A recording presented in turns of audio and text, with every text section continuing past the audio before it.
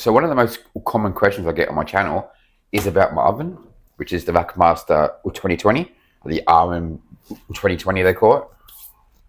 And I've had this for about 3 years now. I like to clean it every 2 to 3 months. So today I'm going to pull it apart, and while I'm pulling it apart, I'll show you how it looks on the inside. Now, first of all, to get to it, I need to pull my turbofan out. I actually bought this turbofan before the Vac-Master, and I was doing macarons and sponges in this oven.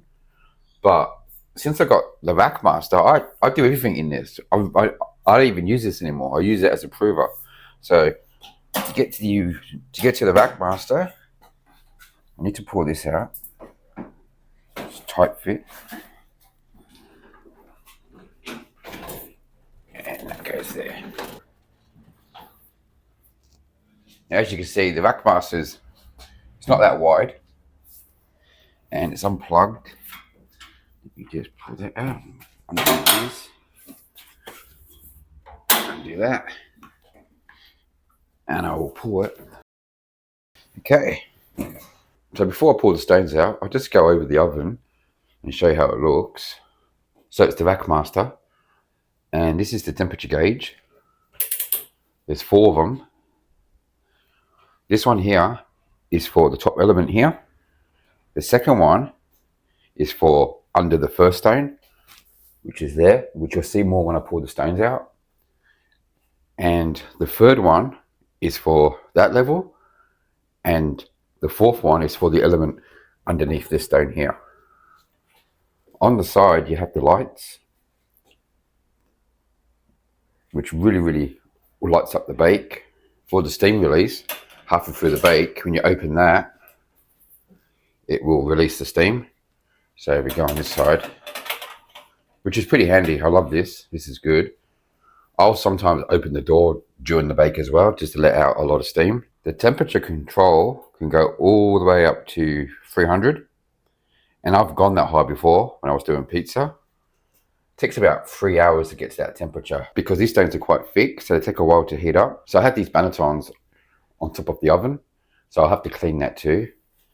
I try and clean the corners. See, my oven's not that, it's pretty clean. I do look after it. The stones are a bit on the dirty side, but I'll be pulling those out now. So I'm going to pull these stones out. They're quite heavy, but I've got a way that I usually do it. I will put my hand in between the element and I will lift it like so. You don't want to scratch the sides of the oven. And then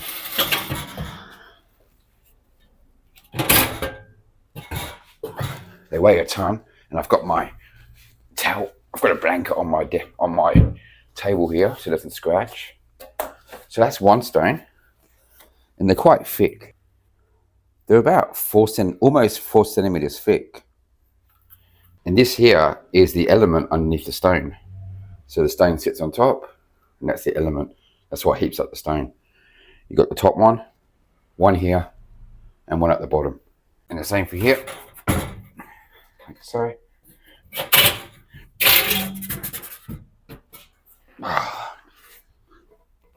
And there's another stone.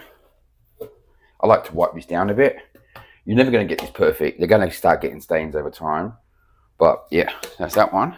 Now I'm going to do the bottom stone, and I'll use the scraper. If my voice is a bit weird, it's because I've been sick. But yeah, so the bottom stone, you can't really get your hands in to grab it. So I'll use this scraper, and I lift like so. And then I just pour it a bit. And I'll grab that as well. Mate, these things weigh a ton. But yeah, that's all 3 stones. So that's the element that sits on the bottom. So you know where I steam in the corner, that's where a lot of stuff will build up. So I'll clean that. This is a lot of the rice flour that gets underneath. But overall, my oven's pretty clean for 3 years. And like I said before, that's the light, and you have 3 of them per shelf. And these are the sensors. So that tells the oven what temperature the oven is. And you have one of those on each of the decks as well. And to stop the steam from escaping the oven, we have like a rubber that goes around the outside, which comes off. And you can actually pull it off completely if you want to. I'm going to leave mine on. I've only had one issue with my oven, and that was when this actually broke once. It actually snapped, but I got one sent to me from Rackmaster. But apart from that, the oven's been awesome. I've never had an issue with it. I did have to change the door hinges because my oven was one of the originals. I had the old hinges that used to warp, but they sent me these for free. I didn't even know it was an issue. So they sent me these and I just put them on the new door. So that was easy. The best thing about this oven is that if you ever have an issue with it, it's going to be so easy to fix. Like these analog switches would be easy to replace. This is the power switch. I'm sure the elements wouldn't be that hard to change. I'll show you what it looks like on the inside too. There's a panel here that we can open, but let me clean inside first and then we'll get back to that. So I've got this vacuum cleaner that I only use in my bakery, and I'll just vacuum out the corners, and I'll do the top, and I'll do that before I wipe it down.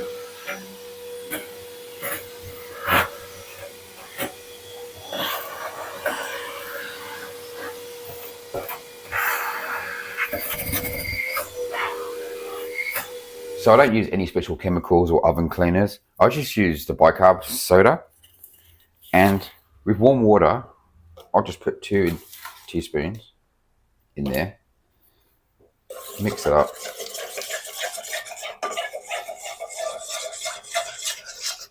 That's all you really need. Some elbow grease. Like, I clean mine so often that it's never that hard to clean. If I left it too long, it would be harder. So I'll get my cloth. Now usually you'd have the oven completely switched off, but it'd be too dark in here. I'm just being careful. And I'll just wipe down the sides as I can. So most of the marks that I have is in the corners where I steam. So I'll keep cleaning this. I'm just using a cloth. You don't want to use a scour pad. You don't want to scratch the stainless steel.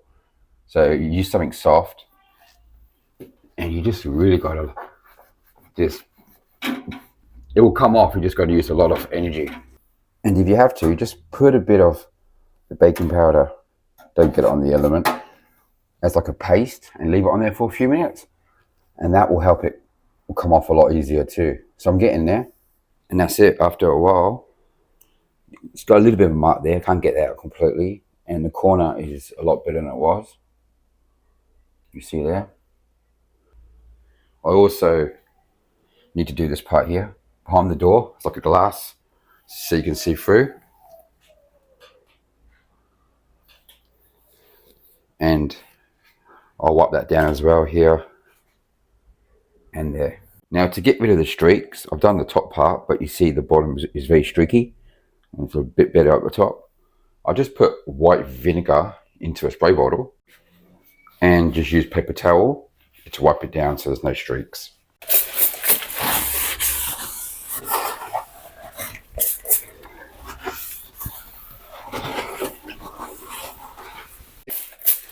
And I'll spray the front with vinegar too, to get rid of any streaks. Now for the stones, they're going to get marked. It's very hard to keep these clean, but you can get rid of a lot of these marks. I've done the first stone already. I've done the stone in the middle already. And just with a scour pad, only use the scour pad on the stones. Don't use it on stainless steel. I'll just go over. Just wipe them down as much as I can. You're not going to get everything off them, but you'll get a lot of these black marks. And if you put baking soda, like baking soda is our best friend here, on some of the spots, turn it into a paste, it will get rid of a lot of these black marks.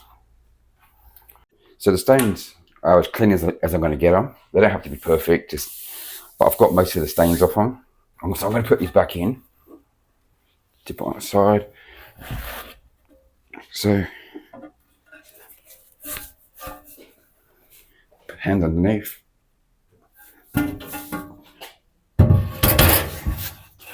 You don't want to scratch the side of the oven. And I put my hand underneath and drop it down. Got a bit of a gap either side of the stone, and that's good. And the second stone, like so.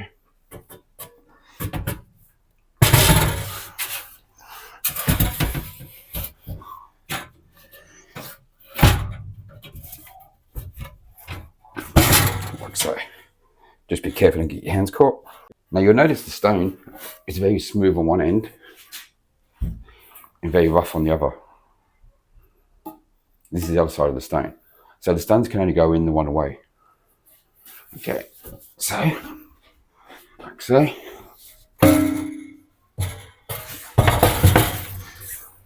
This one's always a bit harder. Now I like to use a scraper here.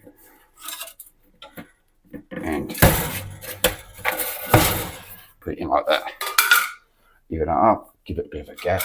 And now when all the stones are in, I'm just going to turn the oven on to about 200 degrees and bake it for like 20 minutes, just to get all the water and dampness and out the stones. I'll show you the electrics inside the oven. And I'll take the side panel off. So these are the cables. That goes to the power switch, which is there. And these are the temperature gauges, which are here. And you got your power that goes in the back. So it's very simple. If you have any issues, I think it would be very cheap to fix. I've worked with ovens in the past that they're full digital, but once they break down, they're expensive to fix. Well, this oven would be very, very easy to fix, which is great. It should last me at least 100 years. And that's the panel back on. Now, I should mention, the power is 13 amps. So you can run this oven on any 15 amp switch. In my garage, it's 20 amps. This is the power cable.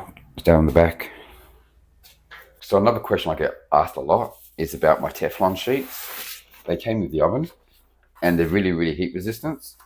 So when I make my sourdough, I will put the sourdough on the board and then I will load with the paper, with the Teflon paper.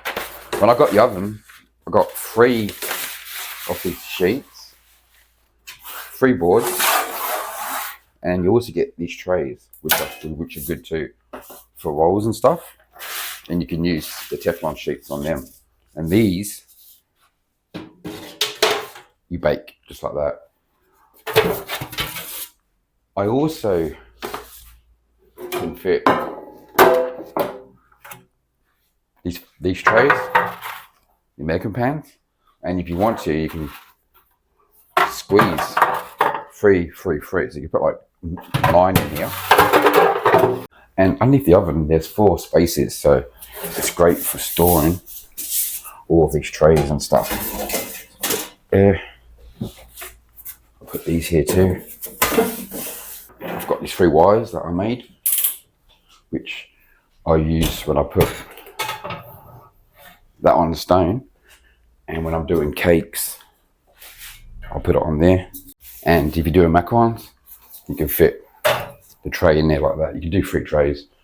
And the wires I also keep here underneath. And I also have these trays, which didn't come with the oven. And I make focaccias in there. It just fits perfectly. These also live under the oven. In there. And that's it. That's the oven. Sorry if I'm a bit out of breath today. I'm still getting recovered from being sick. But yeah, that's the oven. So thank you for watching the video.